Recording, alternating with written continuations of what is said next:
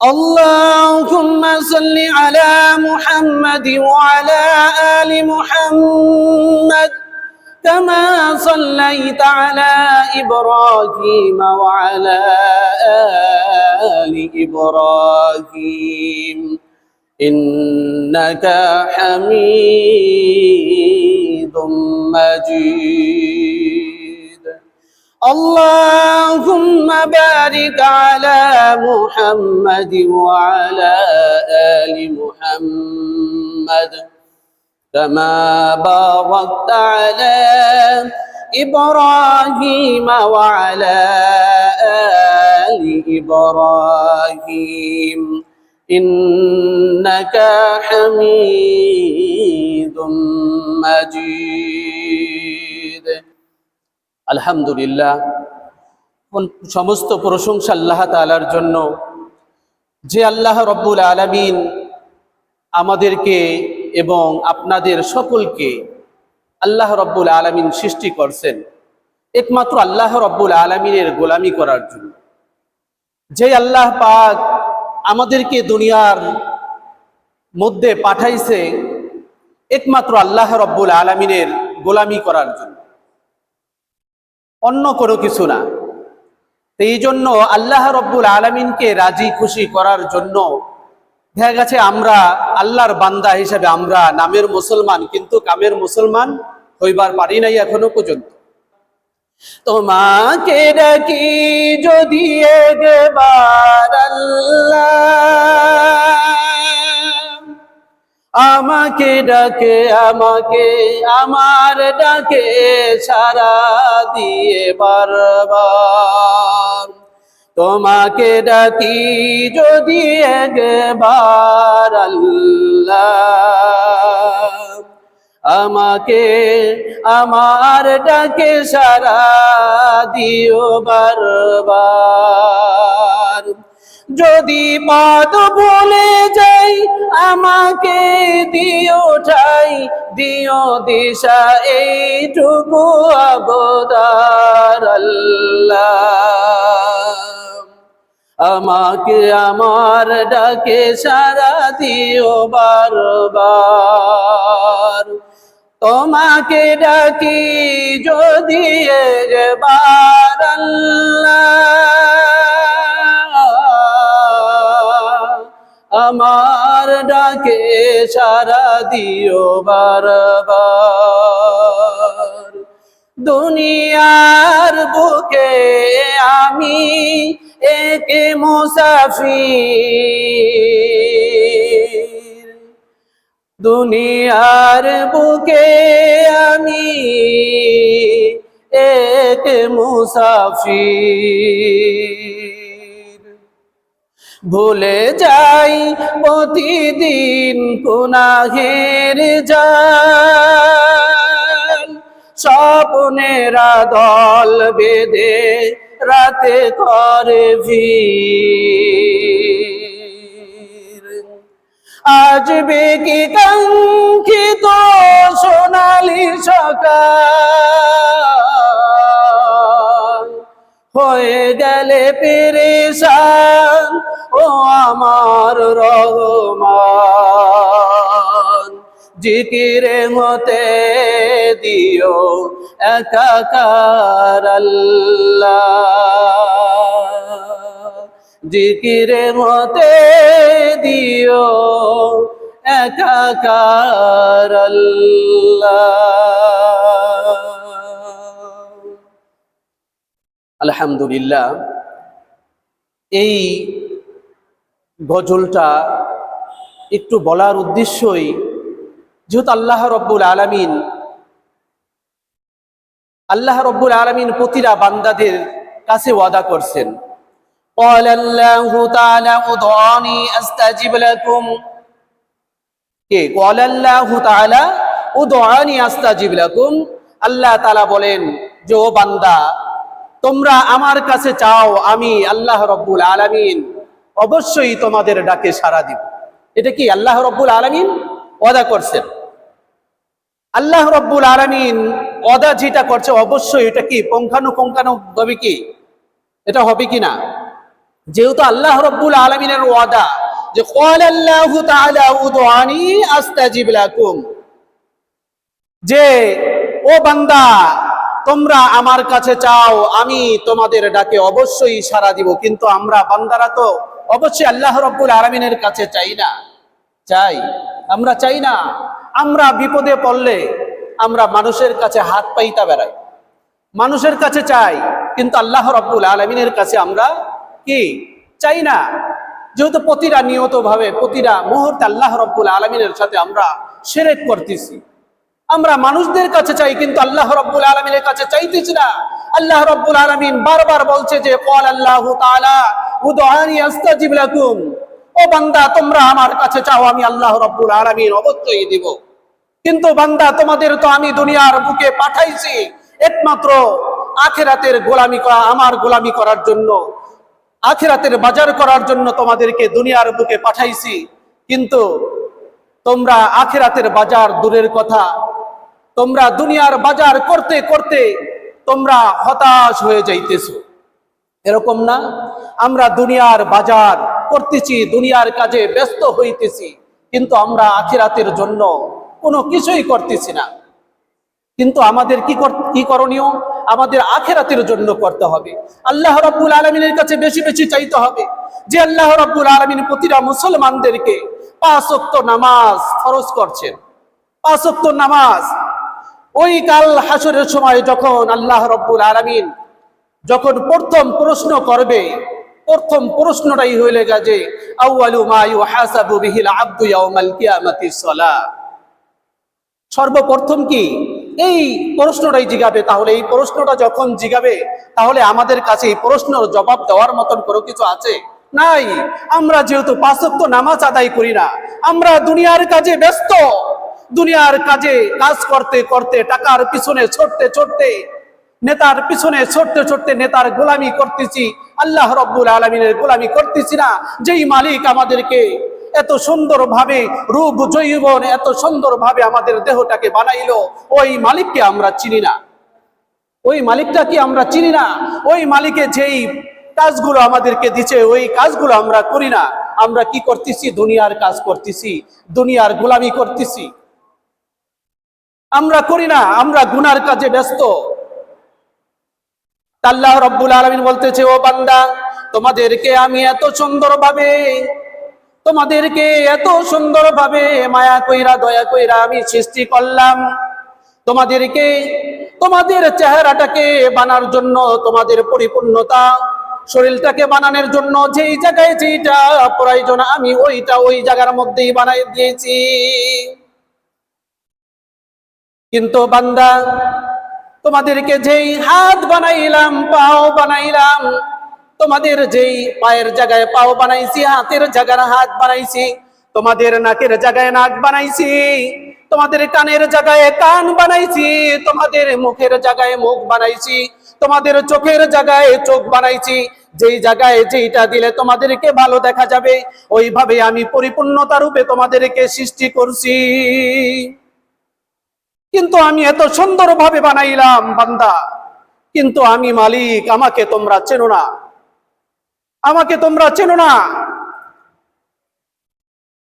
যে যখন তোমরা তোমাদেরকে এত সুন্দরভাবে যেই পাও আমি এত সুন্দর মায়া কইরা বানাইলাম, যেই হাত বানাইলাম, যখন তোমরা গুনার কাজে লিপ্ত হইতে থাকো হাইটা হাইটা, আমি মায়া কইরা যেই হাত বানাইলাম, পাও দে হাইটা হাইটা গুনার কাজে যখন যাইতে থাকো, তখন আমি আল্লাহ রাব্বুল আলামিনের কাছে কি হিংসা হয় না? তখন কি আমার কাছে কি হিংসা হয় না? যেই পাও আমি বানাইলাম, যেই হাত বানাইলাম, যেই মুখ বানাইলাম, এই মুখ দিয়া তোমরা অশ্লীল কথা বলো, তোমরা গুনার কাজে ব্যয় করতেছো, কিন্তু আমি আল্লাহ রাব্বুল আলামিন কোনো কিছু পাইতেছি না। আমি ও বান্দা তোমাদেরকে আমি কি দেই নাই? তোমাদেরকে দুনিয়ার মধ্যে যা প্রয়োজন আমি সমস্ত জিনিস আমি দিছি, আমি কি দেই নাই? আমি আল্লাহ রাব্বুল আলামিন। কিন্তু আমার একটাই জিনিস, যেহেতু আমি আল্লাহ রাব্বুল আলামিন, আমাকে চেনো না তোমরা, এরকম ভাবে আল্লাহ রাব্বুল আলামিন বলতে থাকে। তাই এই জন্য আমাদেরকে আল্লাহ রাব্বুল আলামিনকে বেশি বেশি চিনতে হবে। তাই বেশি বেশি চিনতে হইলে আমাদের কি করণীয়? আমাদের বেশি বেশি আল্লাহ রাব্বুল আলামিনের ইবাদত করতে হবে, এই সালাতকে আদায় করতে হবে, আমাদের মসজিদে দৌড়ে আসতে হবে। যখন এই যে মসজিদের মধ্যে আজকে আজান হইছে, জুমার আজান সকলের কানে গেছে, এই এলাকাটা, এই মহল্লাটা অনেক বড় একটা মহল্লা, কিন্তু সমস্ত মানুষের কানের মধ্যে পৌঁছাইছে আজান, আজানের ধ্বনি শুনছে, কিন্তু আজানের ধ্বনি ঠিকই শুনছে, এক কান দিয়া শুনছে আর এক কান দিয়া বাহির হয়ে গেছে, কিন্তু আজানের ধ্বনি শুই না। যে মসজিদের মধ্যে আসলো না, তার মতন কপাল পোড়া কেউ হইতে পারে না। এটা আল্লাহ রাব্বুল আলামিন বলতেছে যে আল্লাহ রাব্বুল আলামিন প্রতিটা মুহূর্তে ডাকতেছে, প্রতিটা মুহূর্তে বান্দাদেরকে ডাকতেছে, ও বান্দা কার কি লাগবে আসো আমার কাছে চাও, আমি আল্লাহ রাব্বুল আলামিন তোমাদেরকে দিব। আমি তো আদা করছি যে কল আল্লাহ তাআলা উদউনি আস্তাজিব লাকুম, আমি তো আদা করছি, কিন্তু তোমরা তো আমার কাছে চাও না, আমি মালিক, আমার কাছে আমাকেই তোমরা চেনো না। এই জন্য আল্লাহ রাব্বুল আলামিনকে রাজি খুশি করার জন্য আমাদের বেশি বেশি আল্লাহ রাব্বুল আলামিনের কাজ করতে হবে। যে আল্লাহ রাব্বুল আলামিন 5 ওয়াক্ত নামাজ আমাদের উপর ফরজ করছেন, এই ফরজ নামাজগুলোকে আমাদের ঠিকভাবে আদায় করতে হবে। যে আল্লাহ রাব্বুল আলামিন সব সময়ের জন্য বলে যে ও বান্দা, তোমরা তো আমার গোলামি করো না, দূরের কথা আমার সাথে শিরক করতেছো প্রতিটা মুহূর্তে, তখন আমি আল্লাহ রাব্বুল আলামিনের কাছে অনেক হিংসা হয়। তোমরা যখন গুনার কাজে দৌড়াইতে থাকো, তখন আমি তোমাদেরকে ডাকতে থাকি আইয়ুহাল ইনসান মা গররাকা বিরব্বিকাল কারীম, তোমরা গুনার কাজের থেকে ফিরে আসো। আমি তোমাদেরকে এত সুন্দরভাবে বানাইলাম, তোমাদেরকে এত সুন্দরভাবে মায়া কইরা বানাইলাম, তোমাদেরকে ওই জাহান্নামে নিক্ষেপ করার জন্য বানাই নাই, তোমাদেরকে ওই জাহান্নামে নিক্ষেপ করার জন্য বানাই নাই। তোমরা ও বান্দা, তোমরা যে প্রতিটা মুহূর্তে যেই জাহান্নামের আগুন জ্বালাইতেছো, এই জাহান্নামের আগুন কিভাবে নিভাইবা, কিভাবে নিভাইবা? তোমরা প্রতিটা মুহূর্তে জাহান্নামের আগুন জ্বালাইতেছো বান্দা। যে আল্লাহ বলতেছে ও বান্দা, তোমাদেরকে আমি 5 ওয়াক্ত নামাজ ফরজ করছি তোমাদের উপর, এই নামাজ তো পড়ো না তোমরা নামাজ নিয়ে, আমার নামাজ নিয়ে অলসতা করো।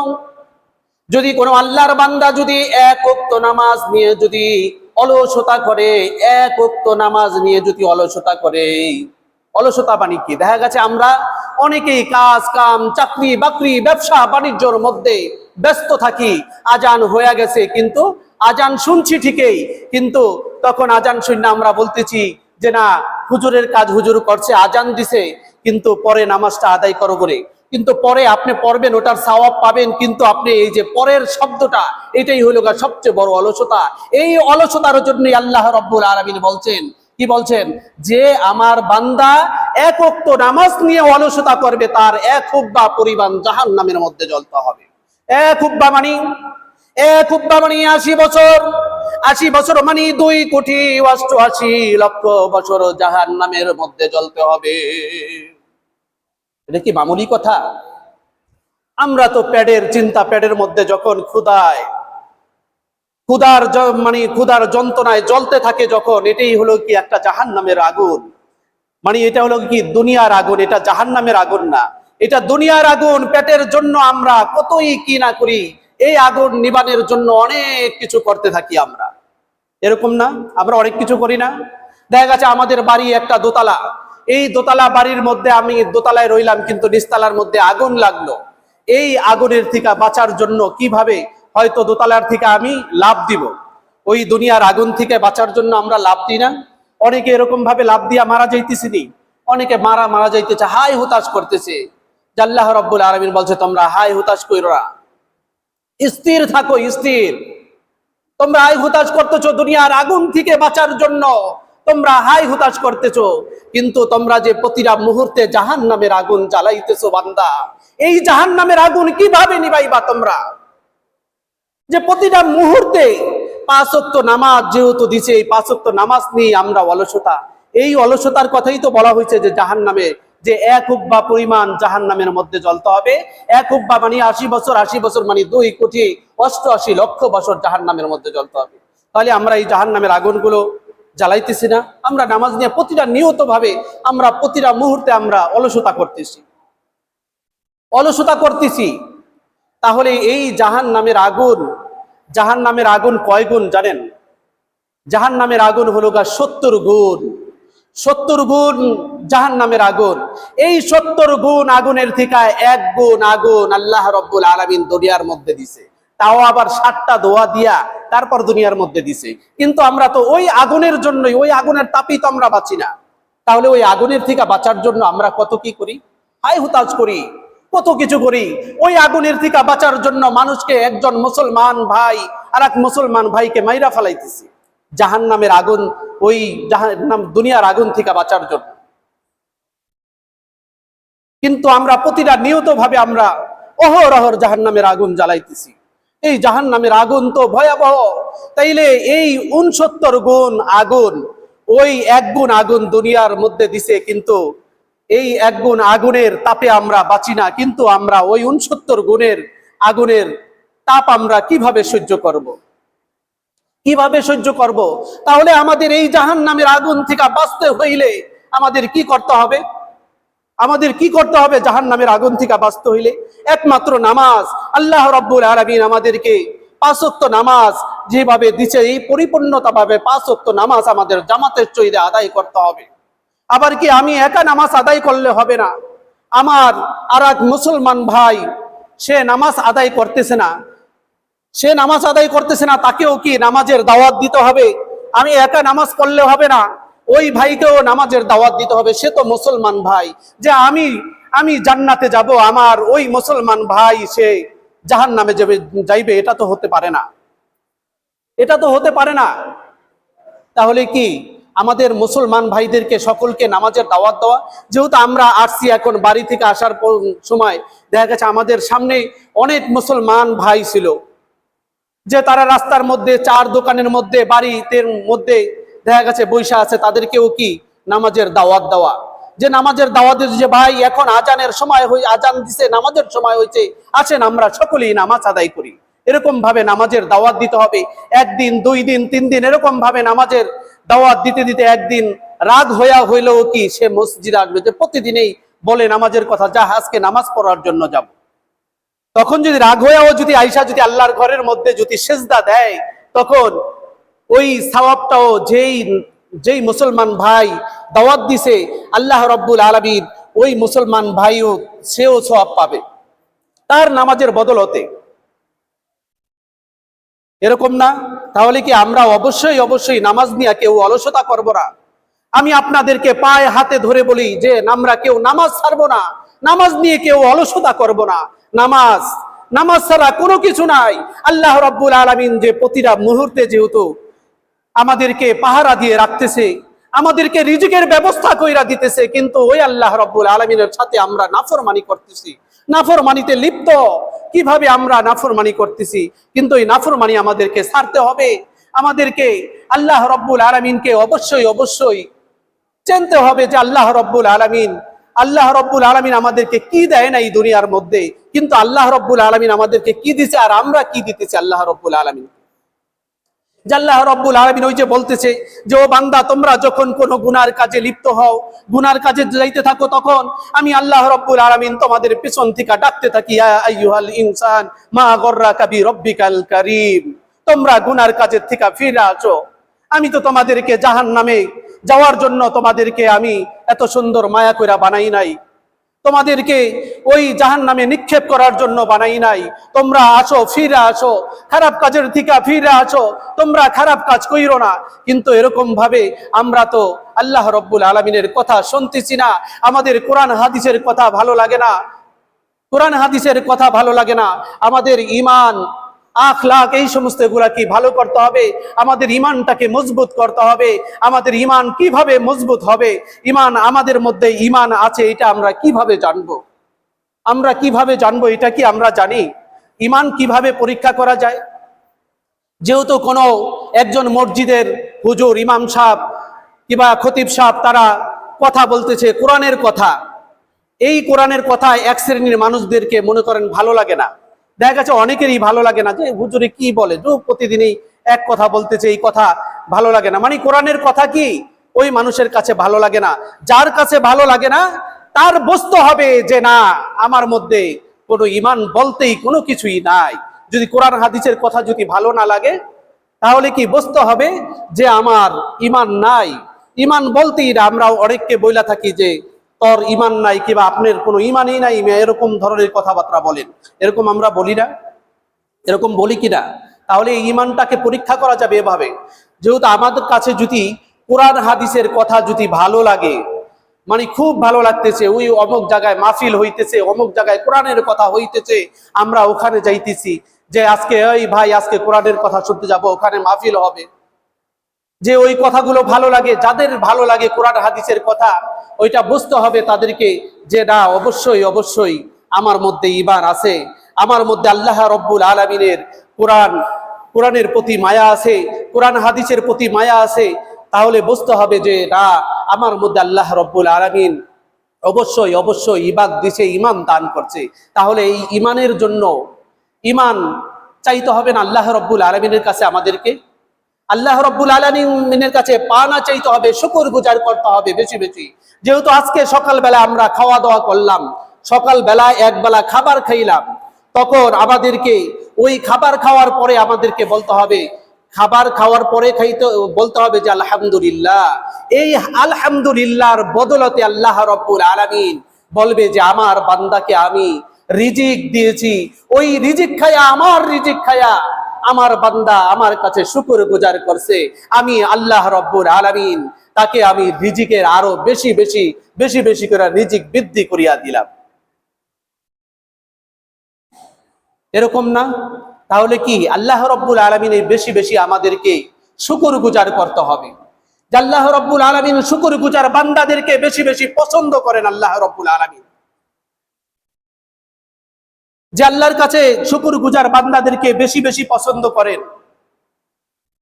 যে আল্লাহ রব্বুল আলামিন যে ওই যে বলছে যে ক্বালাল্লাহু তাআলা উদউনি আস্তাজিব লাকুম, যে বান্দা তোমরা আমার কাছে চাও, আমি তোমাদের ডাকে সাড়া দিব।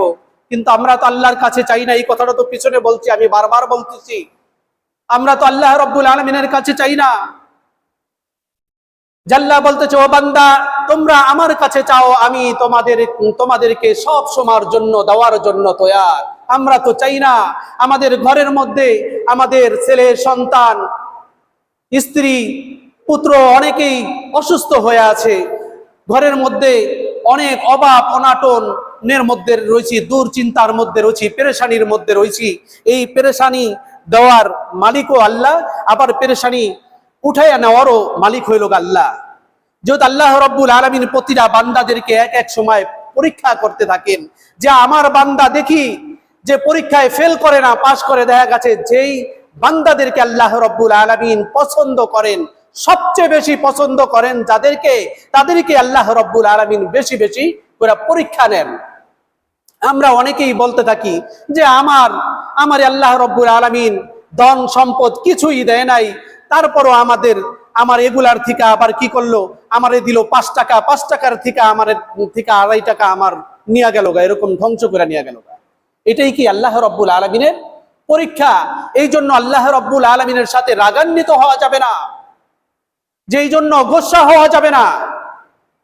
যেটা বুঝতে হবে যে না, আল্লাহ রব্বুল আলামিন আমাকে সবচেয়ে বেশি পছন্দ করছেন। দেখা গেছে আমার ঘরের মধ্যে সন্তান অসুস্থ হয়ে আছে, 1 মাস যাবত অসুস্থ হয়ে আছে, আমার ওই সন্তান 1 মাস শেষ না হইতে অসুস্থ, ভালো না হইতে হইতে আমার স্ত্রী অসুস্থ হয়ে গেছে, আবার আমার মেয়ে অসুস্থ হয়ে গেছে। এটা কি আল্লাহ রব্বুল আলামিনের পরীক্ষা? দেখে আমার বান্দা আমাকে ভুইলা গেছে না তাদের স্মরণ আছে, এরকম ভাবে আল্লাহ রব্বুল আলামিন পরীক্ষা করতে থাকেন। তাহলে কি তখন আল্লাহ রব্বুল আলামিনকে বেশি বেশি ডাকতে হবে যে আল্লাহ আপনি খুশি হইয়া যেটা দিয়েছেন আমি ওইটাতেই খুশি, কিন্তু শুকর গুজার বেশি বেশি করতে হবে। আল্লাহ আপনি যেইভাবে ভালো জানেন ওইভাবেই আমাকে করেন। এরকম আল্লাহ রব্বুল আলামিনের বেশি বেশি শুকর গুজার করতে হবে। একবেলা সারাদিনের 3 বেলার মধ্যে একবেলা খাইয়া শুকর গুজার করতে হবে। শুকর গুজার করলে আল্লাহ রব্বুল আলামিন অবশ্যই অবশ্যই রিজিক কি আরো বেশি বেশি বাড়ায় দিবেন। আল্লাহ রব্বুল আলামিন বলছেন ও বান্দা তোমরা রিজিকের পিছনে দৌড়ায়ো না, আমি আল্লাহ রব্বুল আলামিন অবশ্যই অবশ্যই তোমাদেরকে রিজিকের ব্যবস্থা করে দিব, তোমরা রিজিকের পিছনে দৌড়ায়ো না। তাই রিজিকের পিছনে দৌড়াবেন, এটা কি আল্লাহ রাব্বুল আলামিন ওয়াদা করছেন যে বান্দা তোমরা রিজিকের পিছনে দৌড়াইও না, রিজিক তোমাদের পিছনে দৌড়াবে। কি করলে দৌড়াবে? যেই আল্লাহ রাব্বুল আলামিন 5 ওয়াক্ত নামাজ ফরজ করছেন, এই নামাজ পড়তে হবে, ইবাদত করতে হবে, আল্লাহ রাব্বুল আলামিনের কাছে বেশি বেশি চাইতে হবে, তাহলে সেটা আল্লাহ রাব্বুল আলামিন আমাদেরকে রিজিক দিবেন। যে আল্লাহ রাব্বুল আলামিনের কাছে চাইতে হবে এবং অবশ্যই অবশ্যই আমাদেরকে চেষ্টা করতে হবে বেশি বেশি করে যখন শুকর গুজার করবে আল্লাহ রাব্বুল আলামিনের কাছে। যে কোনো বান্দা এক ওয়াক্ত খাবার খায়া কিবা আল্লাহ রাব্বুল আলামিন যেই রিজিক দিছে একটা চাউল খায়া, ওই একটা দানা খায়া যখন শুকর গুজার করবে, তখন আল্লাহ রাব্বুল আলামিন ফেরেশতাদেরকে ডাইকা ডাইকা বলতে থাকে, ও বান্দা দেখো আমার বান্দাকে আমি একটা দানা রিজিক রাখছিলাম, কিন্তু ওই একটা রিজিক পাইয়া, ওই একটা রিজিক খাইয়া আমার কাছে শুকর গুজার করলো, আমি আল্লাহ রব্বুল আলামিন অবশ্যই অবশ্যই তার রিজিক আরো বেশি বেশি বৃদ্ধি করিয়া দিলাম। সকলেই জোরে সোরে বলেন সুবহানাল্লাহ। আল্লাহ রব্বুল আলামিনের নিয়ামত এত বড় জিনিস। এই জন্যই আল্লাহ রব্বুল আলামিন বলছেন যে তোমাদেরকে আমি কি দান করি নাই, কি দেই নাই তোমাদেরকে, তাহলে তোমরা আমাকে কেন ভুলিয়া যাও, আমার সাথে কেন শিরক করো, আমার সাথে কেন নাফরমানি করো? তাহলে আল্লাহ রব্বুল আলামিন প্রতিটা বান্দাদেরকে এত জিনিস দেওয়ার পরেও যে বান্দারা আল্লাহ রব্বুল আলামিনের সাথে নাফরমানি আমরা করতে থাকি, তাহলে এগুলার থেকে ফিরে থাকার দরকার না? আমাদেরকে বেশি বেশি কি শুকর গুজার আমাদেরকে বেশি বেশি করতে হবে, বেশি বেশি করতে হবে। আল্লাহ রব্বুল আলামিনের এই নামাজ, ফরজ নামাজ যেহেতু দিছে 5 ওয়াক্ত নামাজ, এই নামাজের পাশাপাশি আমরা বেশি বেশি নফল ইবাদত করব। আমরা তো সকলেই শুনলাম যে 1 ওয়াক্ত নামাজ কামাই দিলে কি কি শাস্তি, শাস্তিগুলো তো শুনলাম। অবশ্যই এই কথাগুলো শোনার পরেও আমরা কেউ নামাজ নিয়ে অলসতা করব? আমার মনে হয় না যে এই কথাগুলো শোনার পরেও আমরা কেউ নামাজ নিয়ে কখনো অলসতা করব। আমরা আর কখনো কেউ অলসতা করব না। আমাদেরকে অলসতা থেকে ফিরে আসতে হবে, আমাদের এই নামাজের দিকে অগ্রসর হইতে হবে, আল্লাহর ঘরের সাথে বেশি বেশি করে সম্পর্ক রাখতে হবে। আল্লাহ রব্বুল আলামিন সবসময়ের জন্য বান্দাদেরকে বলতে থাকে, ও বান্দা তোমরা আমার ঘরের সাথে সম্পর্ক রাখো, আমার সাথে সম্পর্ক রাখো, অবশ্যই আমার সাথে সম্পর্ক রাখলে অবশ্যই অবশ্যই আমি আল্লাহ রব্বুল আলামিন তোমাদেরকে অনেক নিয়ামত দান করে দিব। তাই যদি একটা বান্দার যদি আল্লাহ হয়ে যায়, তাহলে ওই বান্দার আর কোনো কিছু দরকার আছে? যদি একজন বান্দার যদি আল্লাহ হয়ে যায়, কিন্তু আমরা আল্লাহকে চিনি না। আল্লাহকে চিনতে হবে আমাদেরকে, আল্লাহকে চিনতে হবে। আমাদের প্রতিটা মুহূর্তে নামাজ পড়ে আল্লাহ রব্বুল আলামিনের কাছে দোয়া চাইতে হবে। আমরা এই ফরজ নামাজ পড়ি, কিন্তু আল্লাহ রব্বুল আলামিন প্রতিটা নিয়ত প্রথম আসমানে যখন আয়েশা গভীর রজনীতে প্রতিটা বান্দাদেরকে ডাকতে থাকে, ও বান্দা তোমরা এখনো ঘুমায় আছো, আর ঘুমের সময় নাই, এখনো তোমরা ওঠো, ঘুম থেকে ওঠো, আমি আল্লাহ রব্বুল আলামিন তোমাদেরকে দেওয়ার জন্য আসছি, তোমরা আসো আমার কাছে চাও, 2 রাকাত নামাজ আদায় করে আমি আল্লাহ রব্বুল আলামিনের কাছে চাও, তোমাদের কি লাগবে, কার কি সমস্যা আছো, আমি আল্লাহ রব্বুল আলামিন অবশ্যই অবশ্যই তোমাদেরকে আমি দিব। যখন আল্লাহ রব্বুল আলামিন বান্দাদেরকে ডাকতে থাকে, তখন আমরা কি করি? আমরা ঘুমায় থাকি। আমরা ঘুমায় থাকি না? তখন আমরা নাক টাইকা ঘুমাইতে থাকি। তখন আল্লাহ তো ডাকতে থাকে যে বান্দা তোমার ঘরের মধ্যে কেউ অসুস্থ হয়ে আছে, তোমার ঘরের মধ্যে কি খাবার নাই, তোমার ঘরের মধ্যে তোমার মধ্যে পেরেশানি, এত অশান্তি, তোমার আত্মীয় স্বজন অনেক আত্মীয় স্বজন তারা পেরেশানির মধ্যে রয়েছে, কেউ মেডিকেলে বেডের মধ্যে শুয়ে আছে, এই সমস্ত এগুলা পেরেশানি, তোমরা আমার কাছে চাও, আমি আল্লাহ রব্বুল আলামিন অবশ্যই অবশ্যই তোমাদেরকে দিব। কিন্তু আমরা তো তখন ঘুমায়া থাকি, আমরা আল্লাহ রব্বুল আলামিনের ডাকে কেউ সাড়া দেই না। সাড়া দেই? আমাদেরকে সাড়া দিতে হবে আল্লাহ রব্বুল আলামিনের কাছে। কে কোন সমস্যায় আছেন, আমি আজকে আপনাদের কাছে বইলা যাই, আপনারা আজকে 1 দিন 2 দিন 3 দিন পর্যন্ত পরিপূর্ণতা রূপে 5 ওয়াক্ত নামাজ তো অবশ্যই অবশ্যই পড়বেন, কিন্তু আপনারা শেষ রাত্রে গভীর রজনীতে 2 রাকাত 4 রাকাত নামাজ আদায় কইরা আপনারা ওই আল্লাহ রব্বুল আলামিনের কাছে মালিকে যখন ডাকতে থাকে, তখন আপনারা যখন চাইবেন প্রতিটা নিয়ত 3 দিন কন্টিনিউর ভাবে আপনারা এই আমলটুকু আপনারা করেন, তখন দেখবেন যে অবশ্যই আপনারা যেই সমস্যায় থাকেন না কেন আল্লাহ রব্বুল আলামিন অবশ্যই অবশ্যই আপনাদের এই সমস্যা সমাধান করে দিবেন আল্লাহ রব্বুল আলামিন। যদি না দেয়, তাহলে যদি সমস্যা সমাধান যদি না হয়, আমার কাছে বলবেন যে না হুজুর এই আপনার এই কথাটা রাইট না। যেহেতু আল্লাহ রব্বুল আলামিন তো বলছেন যে ক্বালাল্লাহু তাআলা উদউনি আস্তাজিব লাকুম, বলছে না যে ক্বালাল্লাহু তাআলা উদউনি আস্তাজিব লাকুম, ও বান্দা তোমরা আমার কাছে চাও, আমি আল্লাহ রব্বুল আলামিন অবশ্যই অবশ্যই দিব, আদা করছি। যেহেতু আমি আল্লাহ রব্বুল আলামিন ওয়াদা করেছি অবশ্যই তোমরা আমার কাছে চাও, আমি আল্লাহ রব্বুল আলামিন অবশ্যই অবশ্যই তোমাদের 2 হাত ভরে দিব। তোমাদের কি চাই?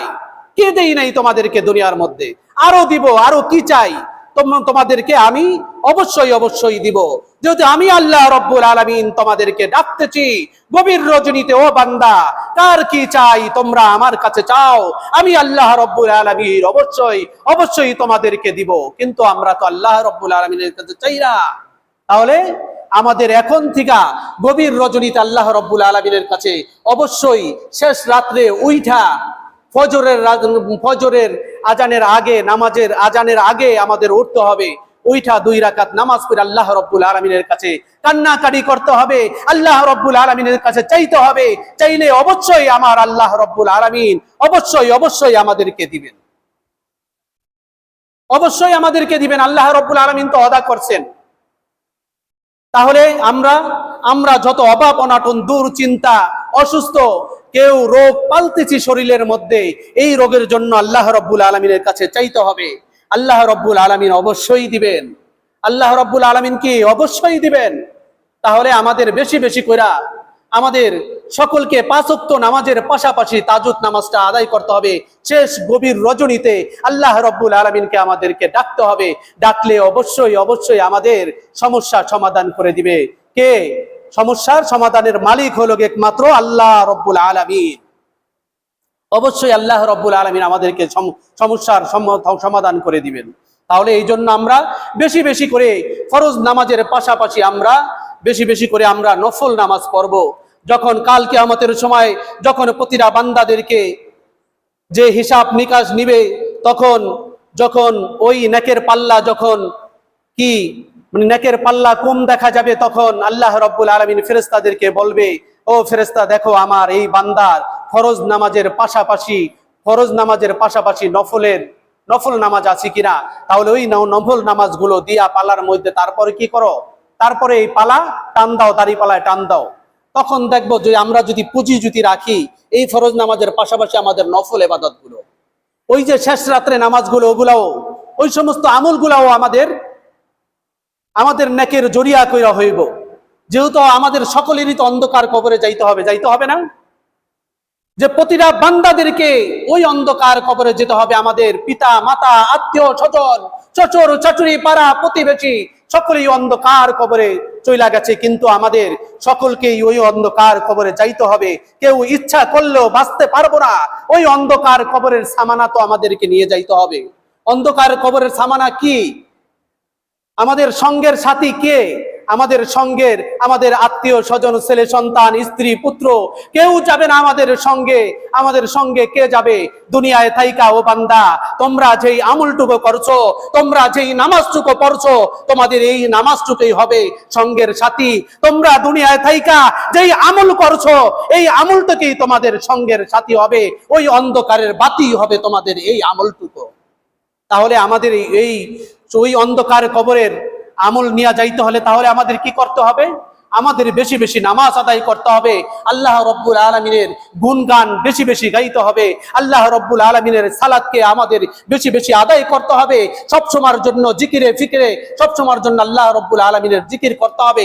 যেইভাবে আল্লাহ রব্বুল আলামিন আমাদেরকে পছন্দ করবেন, আল্লাহ রব্বুল আলামিন যেভাবে ইবাদত করলে পছন্দ করবেন, ওইভাবে কি আল্লাহ রব্বুল আলামিনের কাছে পানা চাইতে হবে, আল্লাহ রব্বুল আলামিনের কাছে আমাদের হেদায়েতের দোয়া চাইতে হবে। ও আল্লাহ, আপনি আমাদের ওই আরেক মুসলমান ভাই সে মসজিদে দৌড়াইয়া গেছে নামাজ পড়ার জন্য, ওরকম ভাবে ওই ভাইয়ের মতনও আমাকে হেদায়েত দান করেন। এটা কি আল্লাহ রব্বুল আলামিনের কাছে চাইতে হবে না? সময় কম, যেহেতু ওইভাবে তো আমাদেরকে চাইতে হবে হেদায়েতের জন্য। আল্লাহ রব্বুল আলামিনের কাছে আমাদের পরিপূর্ণতা রূপে দোয়া চাইতে হবে আল্লাহ রব্বুল আলামিনের কাছে।